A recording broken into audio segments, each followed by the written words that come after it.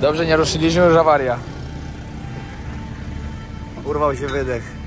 Na początek teraz będziemy szli właśnie tak bardziej trochę lasem, czy dżunglą raczej, bardziej powiedziane.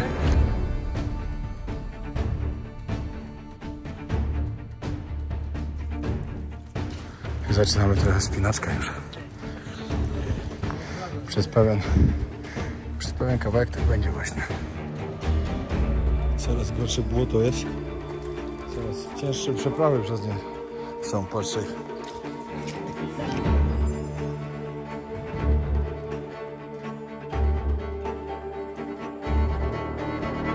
Popatrzcie, jak to wygląda. Byśmy normalnie byli w jakimś Jurassic Park. Jej! Widziałem. Dan. For today. Dobra robota. Dobra. Robota, szybko.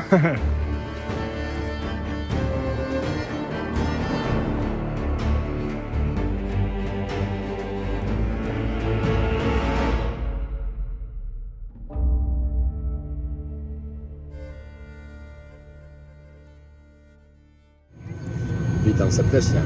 Wylądowaliśmy właśnie na lotnisku Kilimandżaro i tym odcinkiem rozpoczynam nową serię, nową wyprawę i zdobędziemy najwyższy szczyt w Afryce, który ma 5895 metrów. Zajmie nam to 6 dni. Będzie 6 fajnych odcinków, także śledźcie na bieżąco. Pamiętajcie, żeby subskrybować kanał, żeby żaden odcinek Was nie ominął. Zaczynamy tą przygodę. Bądźcie ze mną.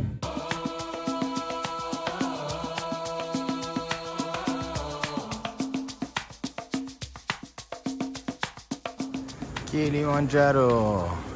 Pierwsza rzecz, musimy załatwić wizy. Oczywiście dostaje się na lotnisku. Trzeba zapłacić, ile to wam zaraz powiem.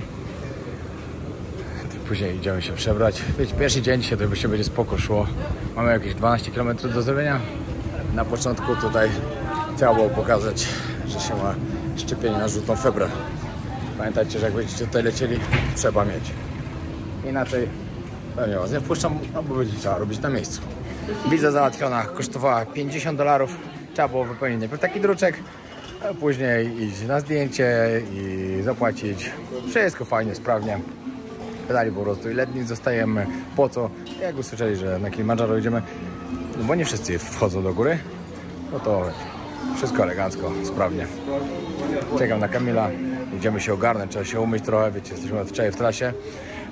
Także trzeba się umyć, napić kawy, zjeść coś, przebrać i startujemy.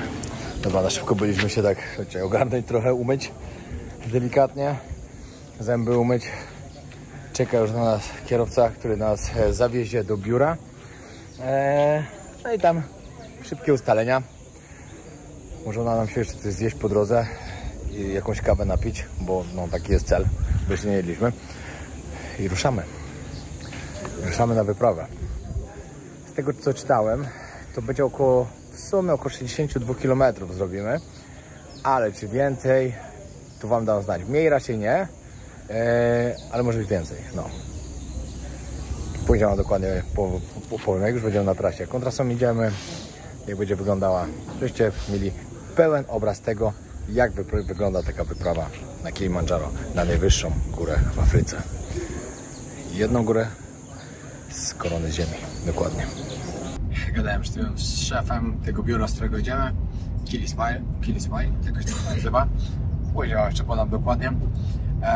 No i mówił, że ekipa już cała nas czeka, żebyśmy przyjeżdżali, że tam ogarniamy kartę SIM, coś zjemy po drodze. No ale zła wiadomość jest taka, że im dalej jedziemy, tym jest gorsza pogoda. Będzie tam 100% padało. Właśnie gadamy z przewodnikiem, którą trasę mamy. Mówią, że właśnie maczamy, on mówi, o 7 dni, bo mówię, nie no, w 6 dni by to robią, mamy tylko 6 dni. Mówi, oj, to będzie ciężko. Czyli to był pomysł? Że będzie. Oj, damy radę. Ale z dobrych informacji powiedział nam tyle, że nie pada codziennie.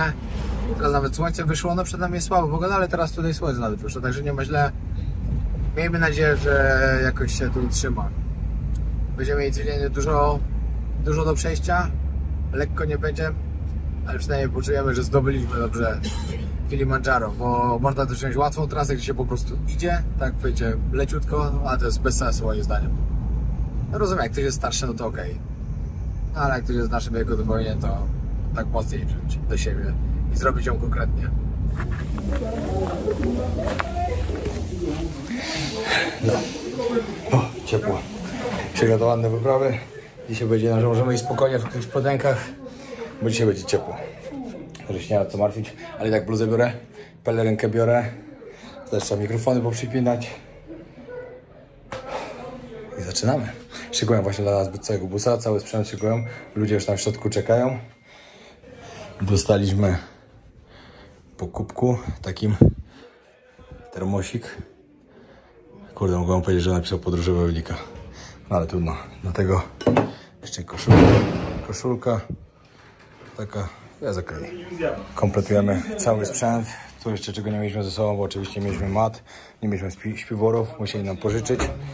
Pomagają nam teraz właśnie, żeby coś na buty, żeby nie przemokło w razie czego, jakąś ochronę. No. Wszystko jest dobrze, profesjonalnie robione. Chłopaki materace przynieśli jeszcze śpiworki, poduszki. Organizujemy jeszcze internet na sam koniec, żeby mieć ze sobą. I tak nie będzie wszędzie działo oczywiście, ale trochę będzie działo. Firmowa koszuleczka. Po całej wyprawie powiem wam, jak wygląda organizacja i czy mogę polecić tą firmę. Chociaż ktoś mi ją polecił już, także no, pewnie tak będzie, że będzie ok. Dobra, jesteśmy już praktycznie spakowani. Ekipa. Yeah, of course. Cały był spakowany, ekipa. Hello guys. Tak jak wam mówiłem, na nas dwóch idzie w sumie 12 osób z ekipy. Każdy coś niesie. Dzisiaj mieliśmy pierwszy dzień mieć taki, że śpimy w takim guest house'ie. Okazało się, że nie. Od razu namiot. Zamiast 7 dni robimy 6 dni tą wyprawę, także będzie intensywnie. Jednak dzisiaj nie mamy 12 km, tylko 11 do przejścia, ale to jest nie tylko to aż. To jest 11 km w górach.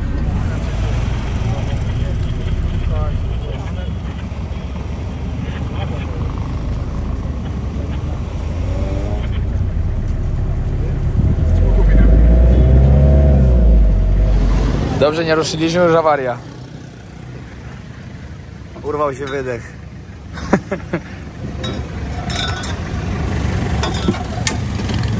No niepotrzebny. Urwał go chłopak całkiem. Nieważne. Nie ma czasu na naprawę. No i dojechaliśmy. Wyjechaliśmy właśnie do Parku Narodowego. Jesteśmy w Machame Gate na 1800 metrów nad poziomem morza. Jeszcze dobrze nie wystartowaliśmy, a już mamy przerwę. Nie, tylko dlatego, że my po prostu śniadanie zjedliśmy, a jest 14. Od wczoraj nic nie jedliśmy w sumie.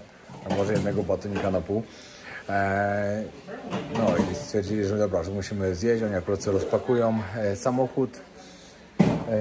W ogóle no, oni pójdą wcześniej, oni pójdą pewnie przed nami. Że tak naprawdę to my będziemy ich gonić, a nie oni nas. Znaczy chodzi mi o chłopaków ze sprzętem, którzy będą szli. Czyli tragarze po prostu, normalnie nazywając, no bo tak się mówi. No, jemy i ruszamy, ale szczerze już jest 14 prawie, a my jeszcze nie ruszyliśmy. No ale cóż, dzisiaj ma być luźno, także spoko. Ważne, żeby dojść zanim się ściemni. Tak w ogóle w energii. Dzisiaj to naprawdę wspiera mnie tak kofeinka od SFD, że bez tego by było trochę ciężko, przyznam szczerze, po takiej nieprzespanej nocy, a tak to tableteczka jest elegancko. W plecaku białko wojownika spakowane też, żeby robić szejki, żeby też było cały czas wszystko uzupełniane. A wy pamiętajcie, że można zrobić naprawdę fajny prezent na święta komuś bliskiemu, właśnie kupić mu jakiś suplement z SFD, żeby sobie trenował, kupić mu białko wojownika. A jeśli chcecie zamówić przez internet, to na hasło PAJAK10 SFD dostajecie zniżkę 10% na zakupy, także serdecznie polecam. SFD naprawdę z nimi bardzo długo współpracuję, leci już tam kolejny rok i naprawdę jestem bardzo wdzięczny za tą współpracę, a po nowym roku nowe produkty spodobają wam się na pewno. Jak ktoś ćwiczy, jak ktoś lubi aktywnie żyć, to na pewno się to spodoba. Teraz chłopakom jeszcze musimy wszystko przepakować. Wszystko wsadzić w plecaki w podwójną folię, worki w sumie na śmieci. Nawet wszystko co było w środku i tak dalej, bo mówią, że jak nas dorwie deszcz, no to będzie zamoczone wszystko. Powiem wam tak, chłopaki mają takie ruchy, no tak dalej będzie szło, To na takim, że za miesiąc wyjdzie.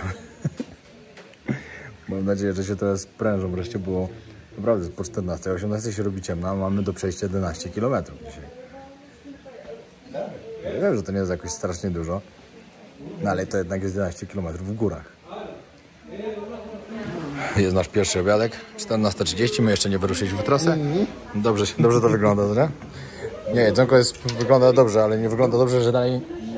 You must be careful. Okej. Musimy uważać na małpy. Patrzcie, jak się czai tu. Szefowa z miotłą przyleciała, małpy szybko uciekły. Chyba znają ten sprzęt, wiedziały, czym to grozi. One jak zobaczyły, to od razu wszystkich rozbiegły. No. Jeszcze sprawdzali bagaże, wszystkie i tak dalej. Wiecie, to wszystko naprawdę musi być na papierach. Uważali, bo to tragarze czekają, żeby mieć pracę. Tak samo działa to w Nepalu. Jak się idzie na Kilimandżaro, też stoją właśnie tragarze i czekają, aż ktoś im da jakąś pracę, żeby mogli coś wnieść do góry. Bo to jest jedyny środek ich zarobku.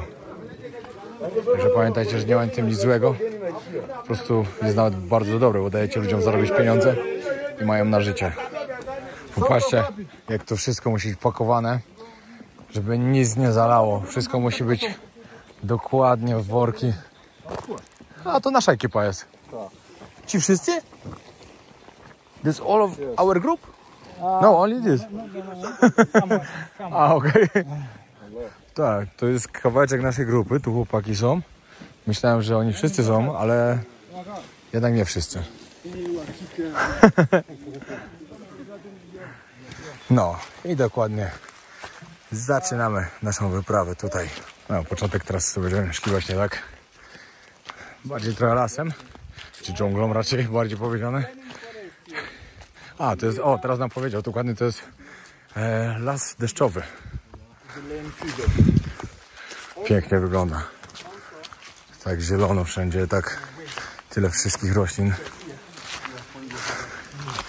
Coś pięknego. W ogóle muszę wam powiedzieć, że podczas tej wyprawy teraz dokładnie jestem od 2 miesięcy w Afryce, jest to mój 10. kraj. I po prostu w każdym kraju było coś innego. Było od pustyni do gór, do pięknej zieleni, do lasów deszczowych. Niesamowite. Afryka jest naprawdę piękna. Tak w ogóle, żebyście wiedzieli też, na wejściu sprawdzają każdego plecak. Nie wolno brać ze sobą drona, jest zakaz. To mimo tego, że mi wzięli go w Ugandzie, no to tutaj bym miał znowu problemy. Chociaż to bym komuś oddał, wzięliby do samochodu. Ale też nie wolno, trzeba mieć specjalne zezwolenie, za które trzeba zapłacić. Wyluzówka, chłopak, połowa na plecach, połowa na głowie. No i to w tej Afryce mamy dobre z tym noszeniem wszystkiego na głowie.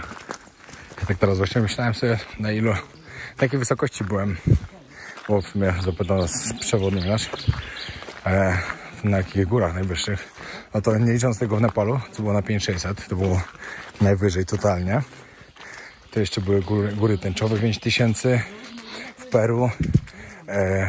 Był wulkan Copotaxi, co ma 6000, ale my na 5 wchodziliśmy. Gdzie on był? W Kostaryce? Chyba tak. No. A teraz będziemy na 5895, no. Blisko do 6000. Także całkiem fajnie. Na przyszły rok jest plan na Island Peak na maj, który ma 6200. Ile ma? 6200? Island Peak? 650, no coś takiego, więc 650 a 6200. I małymi kroczkami do góry. I tu już typowo wchodzimy właśnie całkiem do takiego lasu deszczowego. Widocznie fajna droga z fajnymi widokami. Mamy farta, bo nie pada za bardzo. Powiem wam tak, po tym co widzimy, jaka rzeka płynie po prostu ścieżką, jak tu wszędzie jest mokro, to chyba chłopaki specjalnie czekali tak długo, żeby nas ten deszcz nie złapał, to ulewa raczej, no bo musiało tu mocno wcześniej padać, a nas to minęło po prostu i mam nadzieję, że już nie wróci. Kierowca twierdził, że nie pada codziennie. Tych jak tutaj pytaliśmy, to tak nie kręcili głową za bardzo, nie byli zdecydowani, czy pada, czy nie. Także niestety to się trzeba przygotować. Mimo tego że najlepszy sezon właśnie na Kilimandżaro jest grudzień, styczeń, luty. No to teraz już powinno w ogóle nie padać. No ale mówił mi przewodnik właśnie, znaczy ten organizator, że ten rok jest trochę inny i właśnie cały czas pada jeszcze, gdzie już dawno nie powinno. Ale plusem jest to, że jak będziemy na górze, to prawdopodobnie poniżej nas będą chmury i będziemy mieli cudowny widok.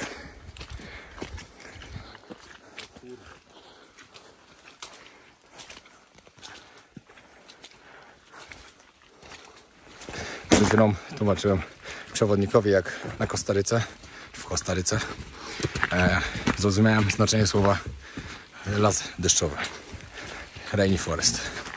Tam jak się wchodziło do lasu, to lało cały czas i lało tak, słabo, mocniej, ulewa. Szło się dalej, słabo, mocno, ulewa. W ogóle nie przestawało. Pamiętam, że parę dni miałem po prostu cały czas przemoczone buty. O, ale to było złe. Ale tam byłem zdenerwowany. Wiecie, jak się ma jedne buty przy sobie i one są cały czas przemoczone i wy musicie chodzić w przemoczonych butach, to nie jest fajna akcja. Zdecydowanie. Ale to wszystko pięknie wygląda.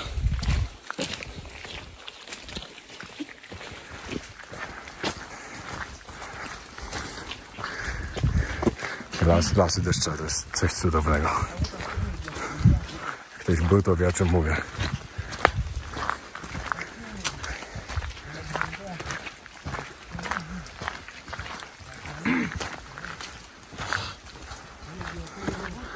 Jak coś, to te dźwięki od mojego przewodnika, nie moje.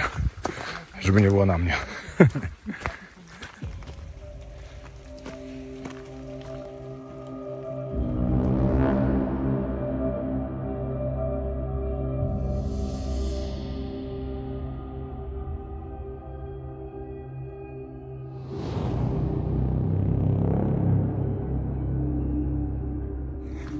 Ciekawe, jak są takie właśnie bagna, że trzeba się nagimnastykować, żeby przez to przejść i nie wpaść do połowy butów. Nie fajnie by było zmoczyć całe buty w pierwszy dzień już. Bo tutaj raczej ciężko, żeby schły normalnie. Za wilgotno jest. Chyba że później wyjdziemy po prostu już z lasu deszczowego i się to zmieni. To zobaczymy, jak tam będzie. Ale jak na razie się bardzo przyjemnie idzie. Nie jest ani ciepło, ani zimno. Idealnie. I tempo też mamy bardzo dobre. Minęło ponad 1,5 godziny. A myślę, że już jesteśmy bliscy połowy trasy na dzisiaj. No dobra, jednak okazało się, że dopiero przeszliśmy coś ponad 4 km. Także dopiero 1/3. Ale musimy zrobić przerwę. Musimy zrobić przerwę, bo za szybko idziemy i tragarze muszą nas wyprzedzić, żeby dojść pierwsi, żeby rozłożyć kemping i tak dalej, żebyśmy nie byli przed nimi.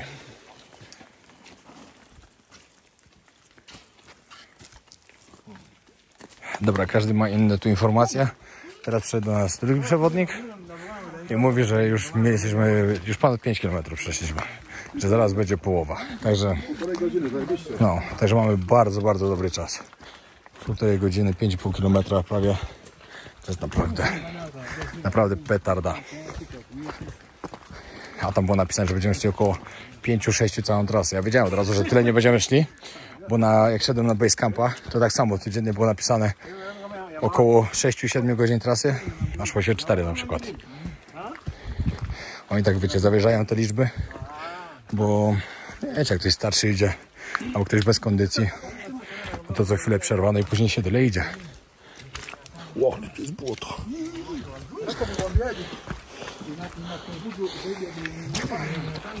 W Japonkach by to było ciężko, wam powiem. Dałbym radę, ale byłoby ciężko. I zaczynamy trochę spinaczkę już. Przez pewien kawałek tak będzie właśnie. Się trzeba pospinać. Wszystko jest mokre. Trzeba podwójnie uważać. Ekipa idzie przed nami. Cały czas próbujemy, żeby nas trochę zgubili, żeby wyprzedzili. No ale i tak chwilę moment do nich dochodzimy. Ale i tak wam powiem, że dają mocno radę. Chłopaki mają kondycję i siłę dobrą. Wiadomo, nie jest to co Sherpowie w Nepalu, jak w Himalajach są. O, to jest halfway, yeah? Okej, no to minęło dokładnie 5,5 km. Teraz już z górki. O, i się trochę przyrzedza las. Jeszcze kawałek już z niego wyjdziemy. Mi się przypomniał ten chłopak w Himalajach, co szedłem na base campa. On miał 55 kg ważył, a niósł na plecach 75 kg. Miazga. W ogóle tak rozmawialiśmy z Kamilem w samochodzie. Jest ciekawe, ile takie chłopaki tu zarabiają. Będzie trzeba na sam koniec tak jakiegoś tipa pewnie dać, bo za dużo nie mają. No jak stwierdziliśmy, jak my płacimy po $1550, ich idzie 5 na jedną osobę. No to mi się wydaje, że oni może mają, nie wiem, jakieś $100 albo może nawet jeszcze mniej zarabiają. Coraz gorsze błoto jest. Coraz cięższe przeprawy przez nie są, patrzcie. Buty już mam do połowy zamoczone. No jak tu teraz iść? Okay, you can go first. Jump there maybe. Jump? Yeah, wait, jump. Can do the best jump. Oh, okay. Jump?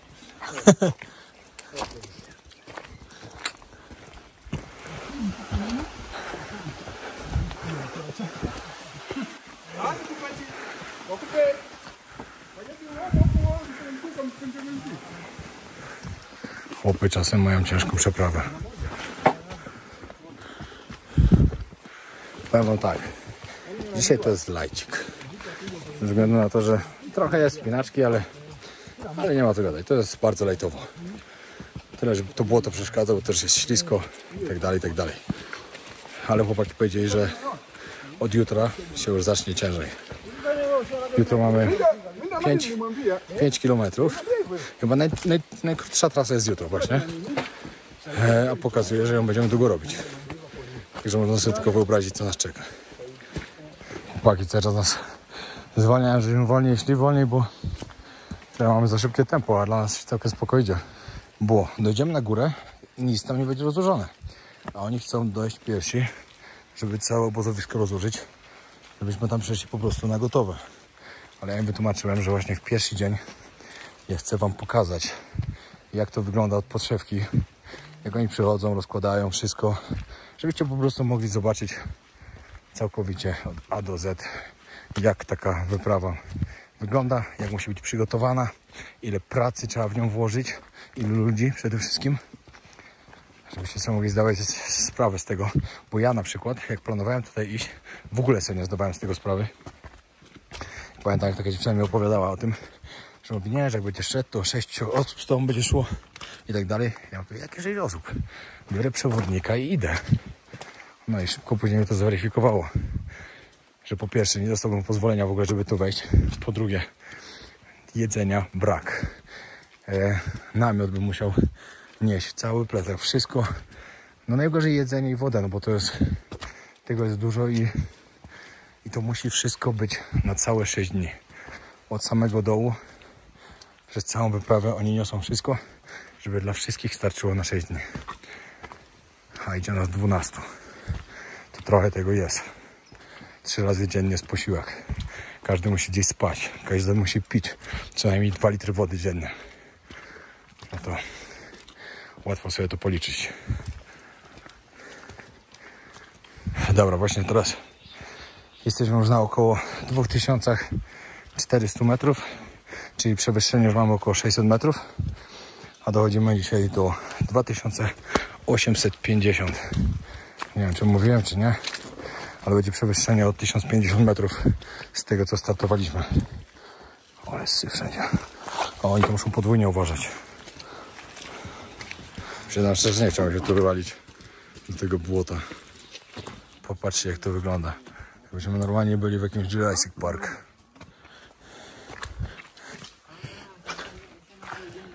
Ta trasa tutaj naprawdę to jest aż przyjemność iść. Oczywiście, jak się szło w Himalajach, było inaczej, bo wszędzie po drodze widzieliście piękne białe szczyty. ale tutaj już też pierwszy dzień już nam się podoba. A myślę, że każdy dzień będzie inny trochę. Fajnie, bo dużo wody. No. Widoczki są naprawdę super. Tak jak wam mówiłem wcześniej, każda wyprawa ma swojego kucharza w ekipie. No i tu właśnie idzie przed nami nasz kucharz. Już pytaliśmy go, co będzie dzisiaj na kolację. Mówi, że rybka z ziemniakami, do tego herbata albo kakao, co kto chce. No ale powiem wam, że nie ma się co dziwić. No. Na takiej wyprawie, jak oni wszystko niosą, jedzenie i tak dalej, no to jednak ktoś musi być, kto jednak gotuje dla wszystkich. I każdy by robił na własną rękę, nie działałoby to. Pytałem się naszego głównego przewodnika, który idzie za mną. Can you say your name? I forgot. Dennis. Dennis, yeah. I have a short members. Dennis, nasz główny przewodnik, już tutaj był 250 razy. You say you've been here 250 times, yeah? Yes, yes. Wow. So for me it's like home here. For you is so easy. Yes, for myself it's very easy. No, także trochę już tych kilometrów tutaj zrobił. Przed chwilą pogadaliśmy trochę. Ta trasa się nazywa Whisky. Jest taka najłatwiejsza trasa dla ludzi, którzy po prostu chcą wejść na Kilimandżaro, ale albo nie mają po prostu kondycji, albo są chorzy, albo dla starszych osób. Trasa się nazywa Coca-Cola. To jest taka naprawdę najłatwiejsza trasa, gdzie po prostu się idzie. No ale właśnie gadaliśmy przed chwilą o tym, że dla mnie osobiście ja potrzebuję mieć wyzwanie. Ja potrzebuję mieć taki challenge, że jak będę na górze, będę z siebie dumny, że się udało, że wszedłem. Jakby było za łatwo, to oczywiście ja rozumiem ludzi, którzy chcą wejść, a na przykład, wiecie, no mają jakieś problemy. No to oczywiście, no, jak najbardziej. Lepiej zdobyć w ogóle, niż w ogóle nie być. Ale dla mnie jednak jestem młody, zdrowy. Musi być lekkie wyzwanie. Zaczynamy teraz najgorszy etap dzisiejszego dnia, że trzeba dość stromo się powspinać. Ale później już za tym już luzik. Już ma być płasko i chyba jeszcze 20 minut, 25 i będziemy już w kampie. No i doszliśmy do miejsca, gdzie kończy się las deszczowy i zaczyna coś innego już. Zresztą już widać po drzewach. Mamy jeszcze 10 minut i jesteśmy na kempie. 11 km za nami. Zostanie 51. Tylko 51. Na basecampie 140 zrobiłem, także luzik.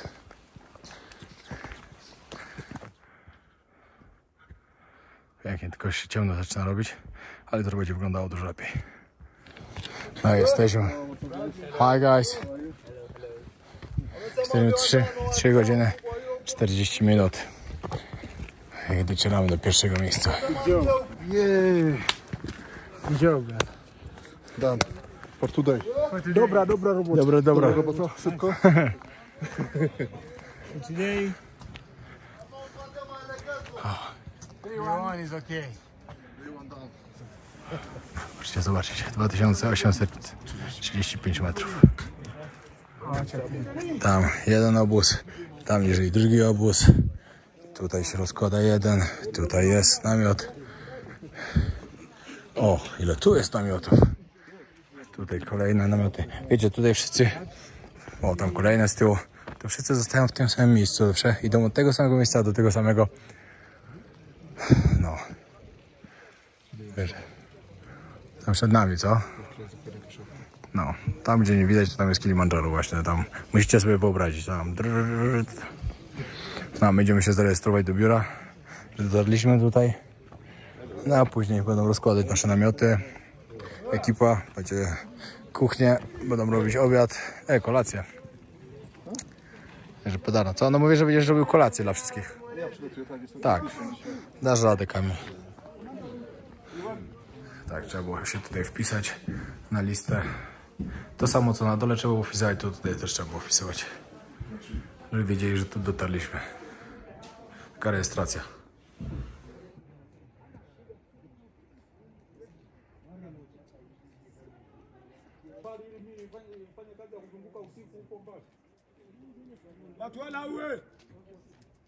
Chciałbym wam pokazać, jak się rozkładają chłopaki tutaj namioty, ale że jest tak ciemno, że nic to nie da. Jutro wam rano pokażę, jak wygląda cały obóz. My czekamy na kolację i do spania. No tutaj chłopaki dla nas rozkładają. Ale mi wali w oczach. Chciałem, żeby wyszło dobrze i wyszło bardzo średnio, bo mnie tak oślepia, że masakra. 19 już. Czekamy, tam kończą rozkładać namiot nasz. Dziś trzeba ogarnąć, wziąć sobie prowizoryczny prysznic mokrymi chusteczkami, ale woda też będzie do mycia się, tylko nie dzisiaj, tylko rano, jak się wstaje.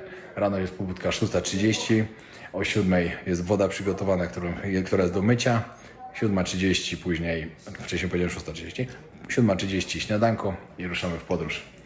No ale i tak po takiej wyprawie to trzeba się odświeżyć, to chociaż chusteczkami mokrymi. Trzeba to zrobić, umyć ząbki, książeczka i do spania. Chłopaki rozkładają mi namiot. Tutaj będzie stolik jeszcze elegancko, będziemy mogli jeść przy nim. Będziemy jeść obiad. No. Tutaj jest duży, dla ekip nie widać. No, ale mniejsza z tym, jutro wam pokażę. Co chwilę coś ciekawego, nowego przenoszą. Co to jest? Aha, mleko. Mamy wino.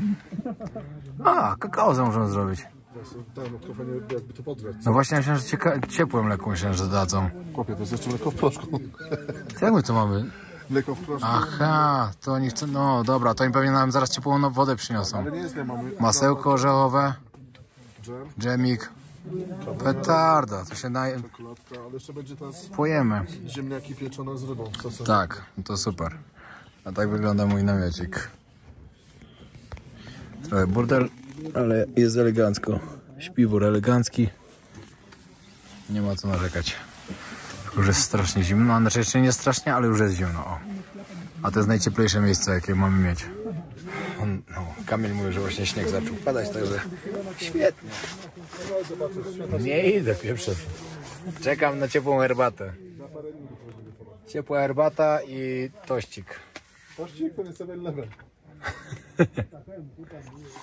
Takiego wypasu to ja się nie spodziewałem w górach. Popcorn nam zrobili, czekoladka, wszystko. Milo.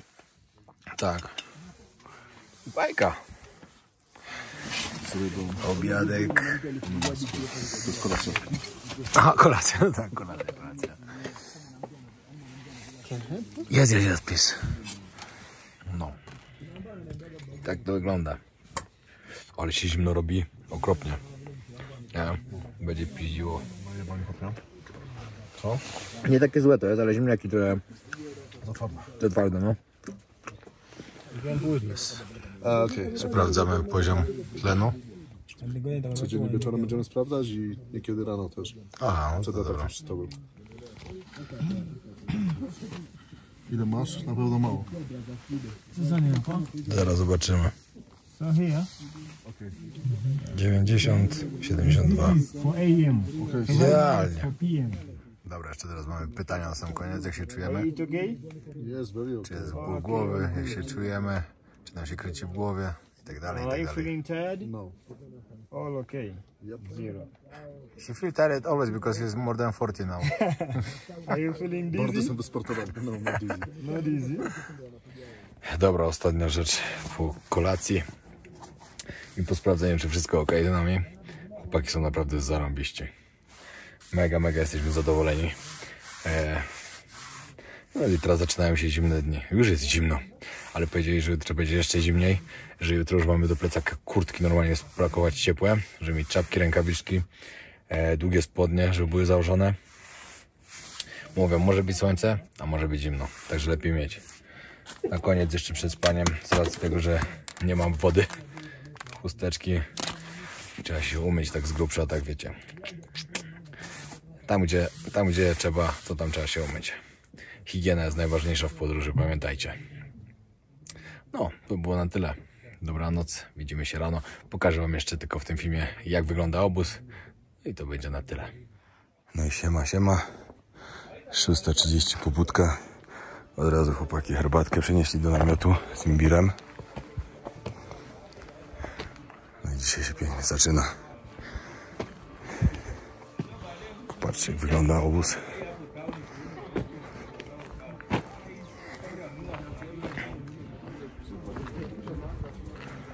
No jeszcze chmura tam trochę jest, no.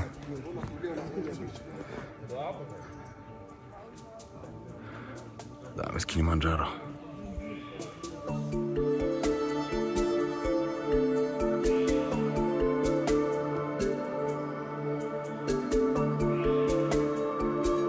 No i za 3 dni będziemy tam na górze. To było na tyle w tym odcinku. Kończymy herbatkę. Trzeba się ogarnąć, śniadanie zjeść. Składamy wszystko i ruszamy. Pozdrawiam serdecznie. Pamiętajcie, żeby zostawić subskrypcję. To jest pierwszy odcinek z wyprawy na Kilimandżaro. Każdy kolejny będzie inny, także śledźcie wszystkie na bieżąco. No i życzę już wesołych świąt, bo te odcinki już będą bardzo blisko świąt, także wszystkiego najlepszego dla wszystkich. Pozdrawiam serdecznie.